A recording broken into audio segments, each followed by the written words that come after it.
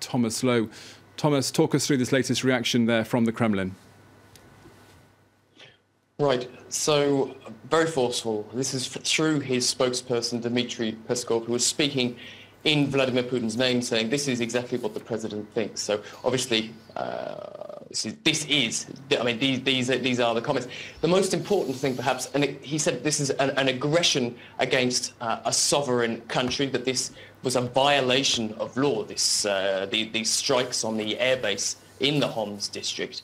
He also said that so the reason behind that the US gave for this was that of the chemical weapons attack alleged in the Idlib province, which left more than 70 people dead. It was alleged that chemical weapons were used as very strong evidence for that. Now, Dmitry Peskov, the spokesperson, has said that Syria had entirely got rid of its chemical weapons cache, and that Russia had made sure of that because Russia had overseen it. That was back in 2013 after a very large chemical weapons attack. He's also said that this is simply the aim of this is simply for the US to distract from what's going on in Mosul, in Iraq, where US airstrikes have caused large numbers, over 100 civilian casualties over a number of days as they try to retake that city in Mosul. And last but not least, and this is crucial really because of what we've seen over recent months since Donald Trump was elected, Vladimir Putin saying that as far as he can see, this is going to have a huge impact on relations between the two presidents, between the two countries. And of course, there was a hope when Donald Trump came to power, a very vocal public hope, certainly from the Duma, who applauded when he was elected. That's the lower house of parliament here in Russia. That relations would improve significantly under Donald Trump compared to Barack Obama, where they were really at rock bottom. Hi, Tom. It's Doug again. Question about Russia publicly, obviously, as you said, a very strident, a very strong response condemning these missile strikes. I'm curious, though, given what we heard yesterday evening from Putin's spokesperson saying that Moscow's support for Assad is not unconditional, that Moscow cannot just dictate to Assad and doesn't have unlimited leverage over him.